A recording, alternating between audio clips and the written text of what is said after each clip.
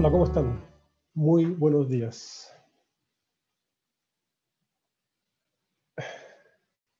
Queridos amigos y hermanos, estamos iniciando un nuevo ciclo de sermones, esta vez centrados en la Carta de Santiago, con la cual estaremos leyéndola y escuchándola entre abril y mayo, conociendo las prácticas enseñanzas que esta hermosa carta nos presenta. Para poder un poco presentar el tema de hoy día, quería introducirla con un comentario o una película. Hace un tiempo atrás vi una película llamada Un amor inquebrantable, basada en el libro Lo imposible. Esta película trata de un niño ecuatoriano adoptado por una familia cristiana de Estados Unidos. En ella vemos cómo el niño se resiente por el abandono de sus padres biológicos y aún no asume el amor de sus padres adoptivos. En un determinado momento, el niño va a un lago congelado con unos amigos y se cae al agua, hundiéndose y estando él bajo el agua por más de 10 minutos. Al ser rescatado por un bombero, es llevado de urgencia, pero con muy pocas posibilidades de sobrevivir. El médico tratante le indica a su madre que está sin pulso, y que puede pasar a despedirse. Entonces es en ese momento que la madre ora al Espíritu Santo y se percibe un leve pulso por parte del niño, por lo cual es trasladado a un centro de mayor complejidad. Es allí donde el joven en estado vegetal será tratado, y su madre convierte en obsesión su sanación, confiando plenamente en el poder de Dios para salvar a su hijo. No es mi intención ahora hacer un spoiler de la película. Lo que quiero es presentar que a veces, en las pruebas más duras a que nos sometemos, tenemos dos maneras de enfrentarlas. Una, asumiendo las cosas simplemente como se dan, como lo hace el equipo médico y algunos conocidos de niños. O bien, confiando y entregando nuestros problemas plenamente a la voluntad de Dios. ¿Cómo hemos enfrentado las pruebas que nos ha tocado vivir? Oremos. Gracias, Señor, te damos por este tiempo. Gracias, Señor, te damos porque tú permites que nos podamos reunir, que podamos escuchar tu palabra. Sabemos que estamos pasando por momentos complejos como país, como sociedad, como iglesia, como familias, como personas. Y te pido que seas tú quien obre a través mío. Te pido que lo que salga de mi boca hoy día sea para tu agrado, no para mi gloria. Solamente te pido que seas tú quien dirija este sermón. En nombre de Hijo Jesús. Amén.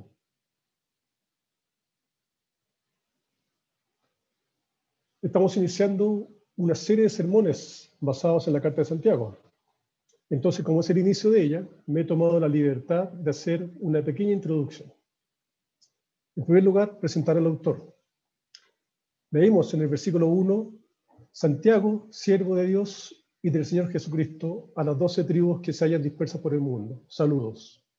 Claramente observamos que quien escribe la carta es Santiago. ¿Pero qué es Santiago? En esta carta se ha discutido sobre la autoría, señalando tres posibles autores. En primer lugar, es necesario indicar que Santiago es equivalente a Jacobo. Por lo tanto, podría ser Jacobo, hijo de Zebedeo, pero fue un mártir temprano. Luego Jacobo el menor, uno de los discípulos, pero se sabe muy poco de él y se descarta. Y finalmente Jacobo, el hermano de Jesús, según nos indica Mateo 13:55. ¿No es acaso el hijo del carpintero? ¿No se llama su madre María y no son sus hermanos Jacobo, José, Simón y Judas? Todos los estudios de la carta coinciden en que el autor es Jacobo, hermano de Jesús.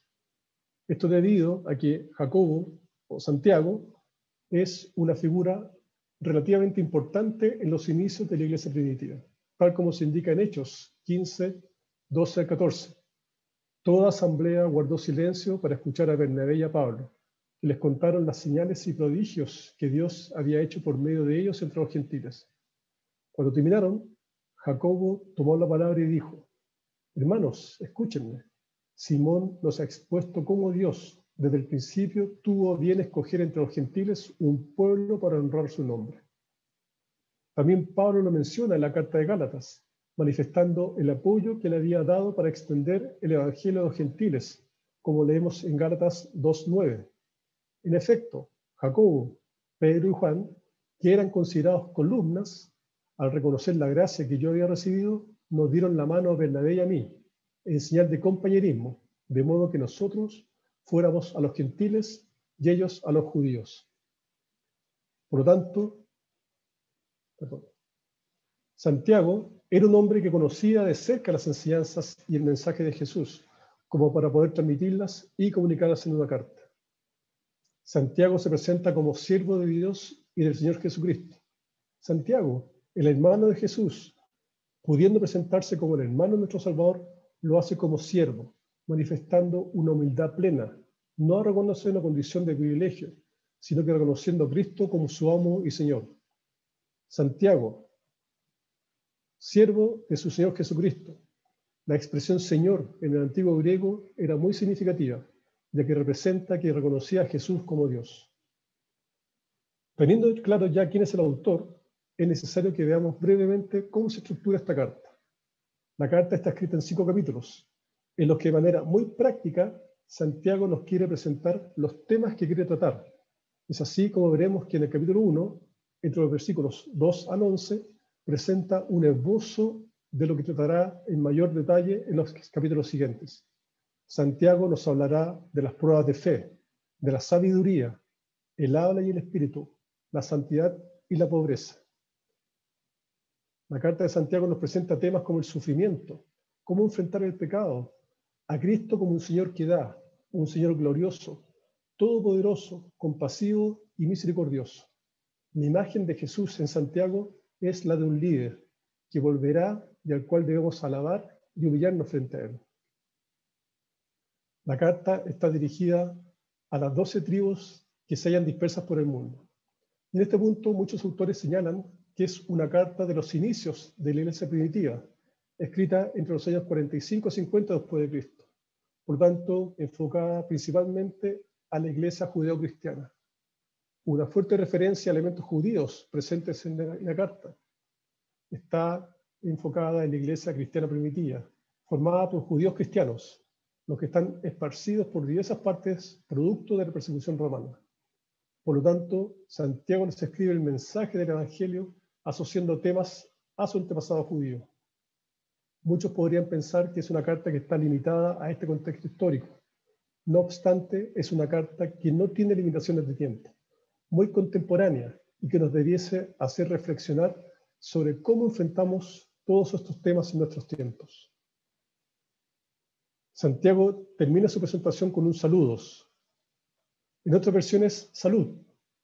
Esta expresión saludos en griego corresponde a jairein, muy común en la época y que animaba a mostrar gozo, lo que podría significar alégrense, estén gozosos. Santiago nos anima a vivir una vida de gozo, pero gozados en Cristo. ¿Cuál es la imagen que tienes de Cristo en tu vida? ¿Lo ves como tu Salvador? ¿Reconocemos a Cristo, al líder de nuestras vidas, que guía todas nuestras obras? ¿Nos gozamos en Cristo? Si aún no es tan arraigado esto en tu vida como no lo es aún en la mía, te invito a que leas esta carta y no dejes de seguir escuchando a los sermones que se vienen. Santiago continúa su carta con la siguiente expresión. Hermanos míos, considérense muy dichosos cuando tengan que enfrentarse con diversas pruebas. Santiago comienza el cuerpo de su carta exhortando a sus lectores a gozarse en las diversas pruebas. Y vemos una relación respecto a su presentación, al señalar en sus saludos iniciales que deben estar alegres y gozosos. Sin embargo, acá agrega el gozo en las diversas pruebas, sentirse muy dichosos por ellas. Santiago usa la palabra griega peirasmos, que puede significar tanto tentación como prueba. Santiago está advirtiendo a la iglesia primitiva que estarán expuestos a diversas tentaciones. Al igual que Cristo fue tentado por Satanás en el desierto, puesto a prueba, así también la iglesia estará expuesta a estas pruebas. Y estas pruebas pueden venir de diversos lados, la pobreza o la riqueza, la salud o la enfermedad, la prosperidad o la desgracia. Los destinatarios de la carta no lo han pasado bien al elegir a Cristo como su Dios. Han sido perseguidos, han debido arrancar, abandonar sus tierras y posesiones. En la iglesia primitiva a la cual está dirigida la carta ya habían surgido actitudes, prácticas y problemas angustiantes, como nos lo dirá más adelante la carta. Algunos de estas eran pruebas difíciles, tentaciones a pecar, diferentes problemas entre la pobreza y la riqueza, el incumplimiento por parte de muchos de vivir lo que profesaban creer, el uso de la lengua hasta el punto de causar división en la iglesia, cristianos que estaban enfermos física y espiritualmente, entre otros.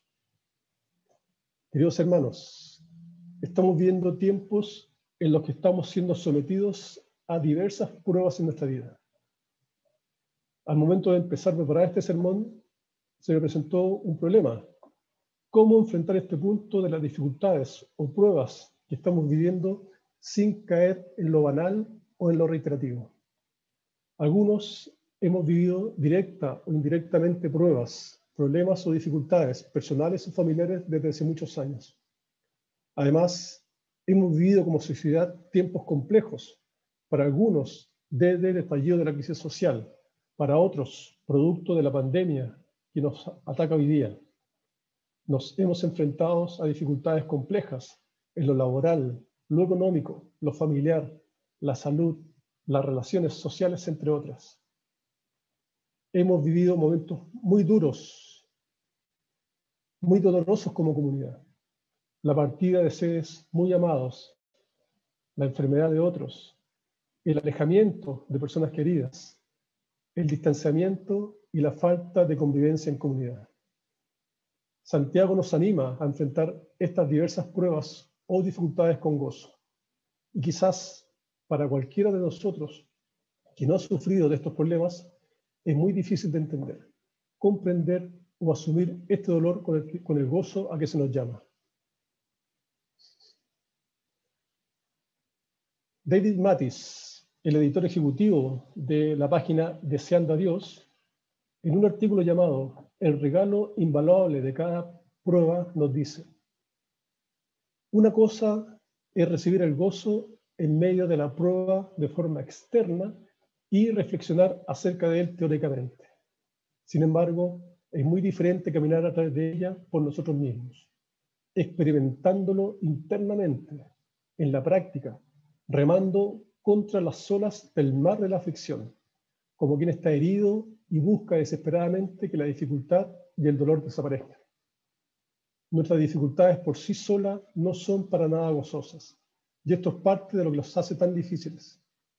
¿Qué podría significar entonces, en circunstancias como esta, tener por sumo gozo?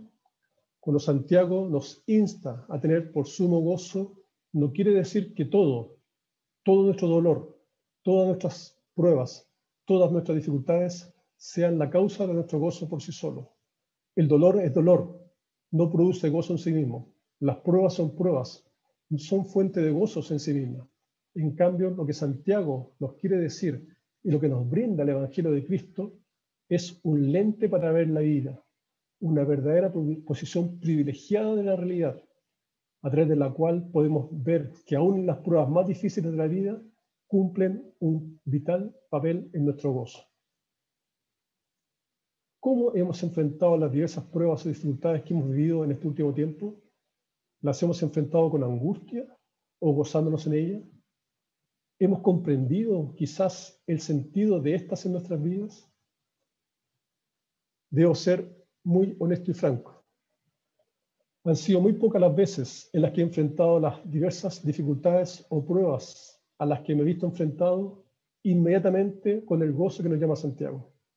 Es más, muchas veces la he enfrentado con molestia, desencanto, incomodidad y quizás también hasta con cuestionamientos de por qué tienen que suceder.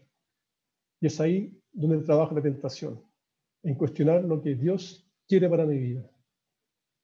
Sin embargo, al momento de empezar a enfrentarme a ello, recuerdo el sentido con el que Santiago nos insta a sentirnos dichosos frente a las pruebas, como lo señala en los versículos 3 y 4.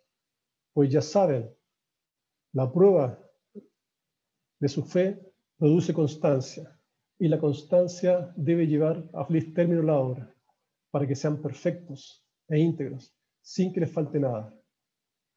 En algunas Biblias se lee, en vez de constancia, paciencia, perseverancia. Entonces, ¿a qué se refiere Santiago cuando nos señala que nuestras pruebas deben ser enfrentadas con gozo o dicha, en que en estas pruebas desarrollaremos nuestro carácter como cristianos en el crisol de la prueba? Debemos enfrentar nuestras diversas pruebas con fe en la obra de Cristo en nuestras vidas, que produce una constancia activa y una determinación en la actividad. John Piper señala que uno de los propósitos primordiales de ser sacudidos por el sufrimiento es hacer nuestra fe más inconmovible. La fe es como un tejido muscular. Cuando es forzado hasta el límite, se vuelve más fuerte, no más débil. Eso es lo que Santiago quiere decir en este pasaje. Cuando la fe se ve amenazada, probada y tensada hasta el punto de ruptura, el resultado es una mayor capacidad de aguante. Nuestras adversidades muchas veces ponen a prueba nuestra fe, y es ahí donde Santiago nos anima a enfrentarlas con el gozo de saber que muchas de estas pruebas nos permiten fortalecernos en nuestra fe en Cristo, confiando y gozándonos plenamente en Él. Confiar plenamente en lo que Dios quiere para nuestras vidas, asumiendo nuestros dolores, sufrimiento con gozo, sabiendo que tendremos una recompensa mayor, como es el amor de Dios en nuestras vidas, como lo indica Pablo en Romanos 5, del 1 al 5. En consecuencia, ya que hemos sido justificados mediante la fe, tenemos paz con Dios por medio de nuestro Señor Jesucristo. También por medio de Él y mediante la fe tenemos acceso a esta gracia en la cual nos mantenemos firmes. Así que nos regocijamos en la esperanza de alcanzar la gloria de Dios. Y no solo en esto, sino también en nuestros sufrimientos, porque sabemos que el sufrimiento produce perseverancia. La perseverancia entereza de carácter, la entereza de carácter esperanza. Y esta esperanza no nos defrauda, porque Dios ha derramado su amor en nuestro corazón por el Espíritu Santo que nos ha dado. Mediante el ejercicio de nuestra fe nos vamos perfeccionando y madurando en nuestro carácter cristiano. La meta de todo cristiano es la perfección, y esa la encontramos solo en Cristo, como observamos en Mateo 24:13. Pero el que se mantenga firme hasta el fin será salvo. Queridos amigos, a veces es difícil decirle a las personas no cristianas que deben enfrentar los problemas y dificultades con gozo, más aún cuando a nosotros mismos nos cuesta hacerlo. Sin embargo, la palabra de Dios nos exhorta a hacerlo, sabiendo que es el camino de perfección, no el gozo mismo, sino el fortalecimiento de nuestra fe. Es difícil muchas veces decirle a alguien no cristiano que el sufrimiento, dolor o los problemas que estamos pasando es parte de lo que Dios quiere para nuestras vidas. Es incomprensible para ellos. Sin embargo, los que hemos puesto nuestra confianza en Cristo, debemos entender que Dios amorosamente trae las pruebas en nuestras vidas y lo hace para que todos estemos en Jesús, como señala 1 Corintios 10:13. Ustedes no han sufrido ninguna tentación que no sea común al género humano, pero Dios es fiel y no permitirá que ustedes sean tentados más allá de lo que puedan aguantar. Más bien, cuando llegue la tentación, Él les dará también una salida a fin de que puedan resistir. Dios está trabajando para nosotros y en nosotros. Cuando nos prueba, Él toma medidas para guardarnos. Nos guarda, no solo protegiendo nuestro nivel de fe actual, no solo obra cultivando, enriqueciendo, desarrollando y madurando nuestra fe, sino que al hacerlo la mantiene viva. Se me viene a la mente una alegre y hermosa canción que hemos cantado en algunas oportunidades, de la cual recurro en algunos momentos para enfrentar ciertas dificultades. Dice: caminando por la senda voy, de prueba en prueba, victoria tras victoria, caminando por la senda voy. Una canción alegre que refleja en cierta manera la forma que Santiago nos anima a enfrentar nuestras diversas dificultades, con gozo y alegría. Sin embargo, honestamente es difícil. Es difícil hacerlo por uno mismo. Necesitamos a Dios en nuestra vida para ello. Sin Él no seremos capaces de hacerlo. Conversando con Claudia, mi esposa, respecto a esto, reconocemos que tenemos la dicha de saber que en Cristo podemos sobrellevar de mejor manera estos dolores, sufrimientos y dificultades, ya que sabemos que podemos entregárselos a Él y así aliviará nuestras cargas. Sin embargo, afuera, en la calle, en nuestras familias, trabajos, amistades, hay personas que no conocen a Cristo y muchos de ellos están enfrentando estos tiempos con temor, angustia, desesperanza. Escuché ayer el mensaje de Cristóbal Cerón a los que están pasando por dificultades.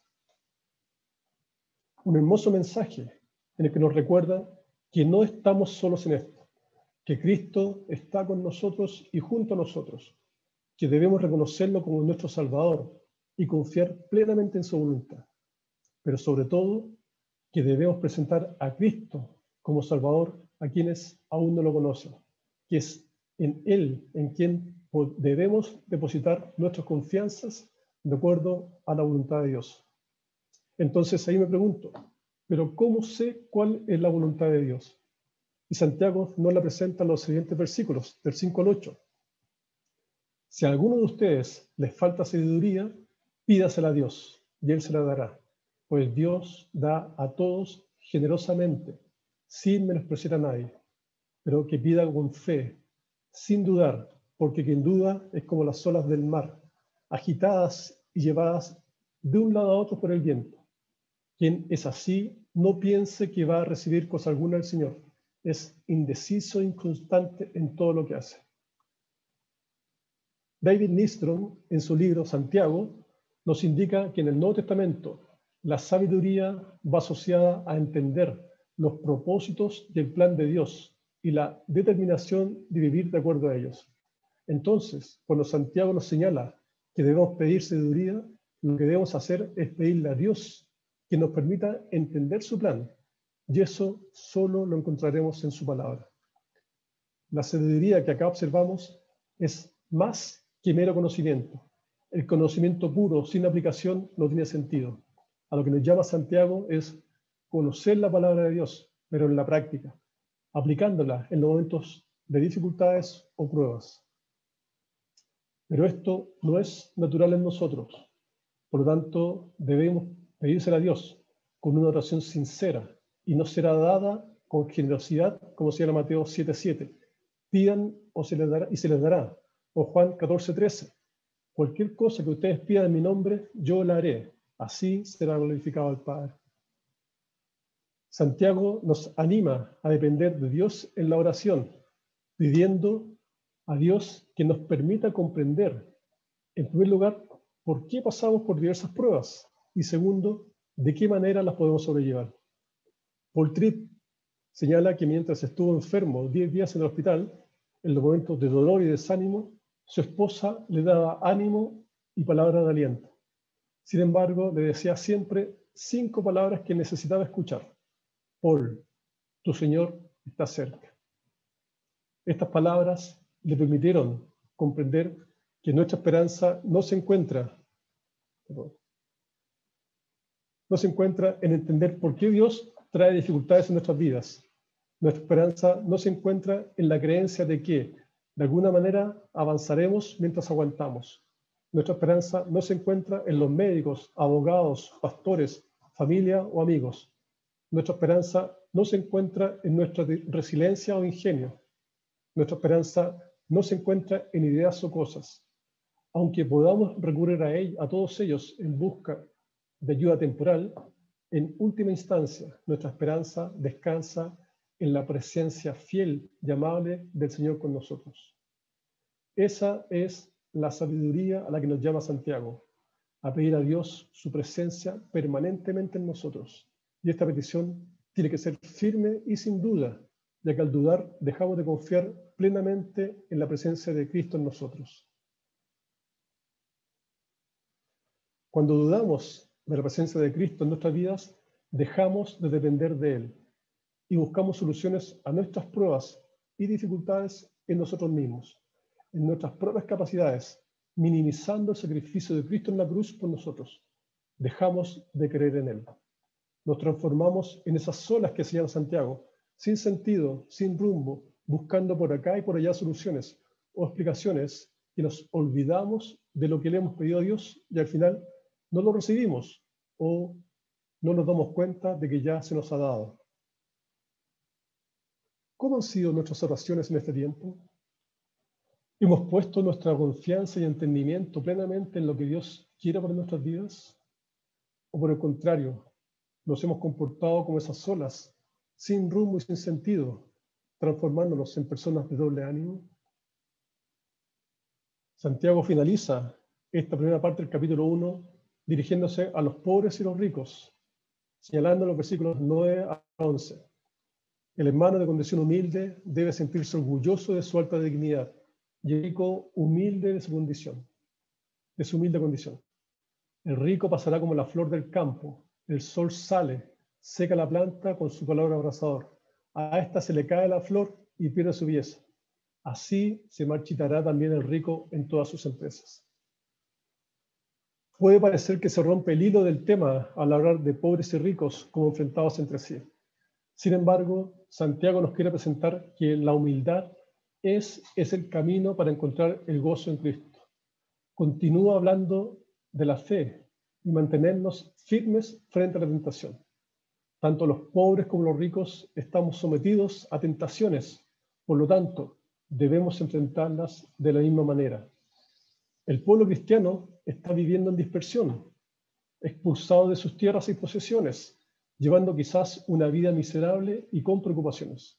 Otros han podido llevar sus posesiones y comenzar una nueva vida más acomodada, y no se estaban preocupando de sus hermanos, por lo que el gozo les faltaría a ambos si no perseveran en la fe frente a pruebas de tentación de riqueza como frente a las pruebas de pobreza.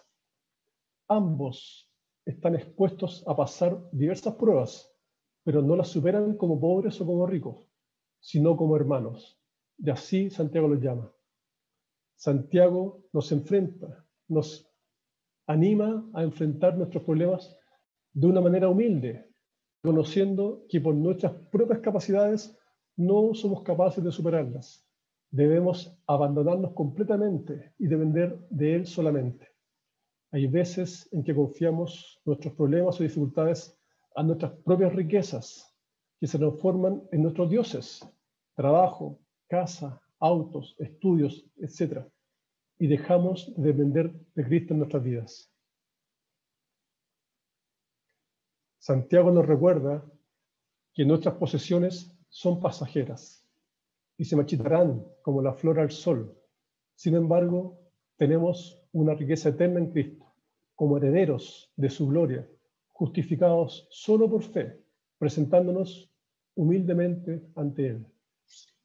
Dios quiere que podamos decir junto al salmista: ¿a quién tengo yo en los cielos sino a ti? Fuera de ti, nada deseo en la tierra. Mi carne y mi corazón pueden desfallecer, pero Dios es la fortaleza de mi corazón, mi porción para siempre. Oremos. Gracias, Señor, por tu palabra. Gracias, Señor, porque a pesar de las dificultades que podamos estar viviendo, a pesar de los momentos dolorosos que hemos vivido como comunidad, como familia, como personas, tú nos sostienes. Eres tú en quien nos apoyamos. Eres tú en quien confiamos cada noche al acostarnos y cada mañana al despertarnos, Señor. Te pedimos que pongas perseverancia en depender de ti, que fortalezca nuestra fe en que, a pesar de los problemas, a pesar de las dificultades, a pesar de las tentaciones que tú nos pones, debemos siempre mirarte a ti, Señor, mirar tu obra, mirar lo que tú hiciste en la cruz por nosotros, pero sobre todo, Señor, saber que tú venciste la muerte para darnos. Muchas gracias.